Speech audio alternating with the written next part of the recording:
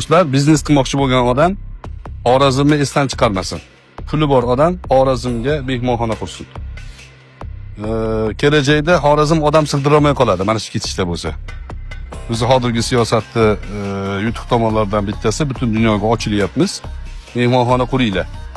Bir paytlar mendan bir kishi so'ragan edi, nimaga pul tikaylik deb. Tillaga pul tiking degan edim. Taxminan bir 2 yil 3 yil bo'ldi. O'shanda 45 ming 50 dollar edi tilla. Hozir qancha tilla? 100 mi? Aha, 100'den antar. 100'dan oshiqroq ol. Sonra.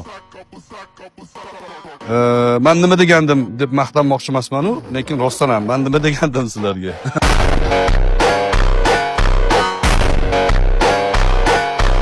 Tilla olsanglar bo'lmasmidi? Qarang, 2 barobar, 3 barobar narx oshib ketyapti. Chunki tilla hech qachon qadrini yo'qotmaydi. Butun dunyodagi narx tilladan belgilanadi. Xuddi shunaqa takliflardan pulingiz bo'lsa, Xorazmda mehmonxona quring.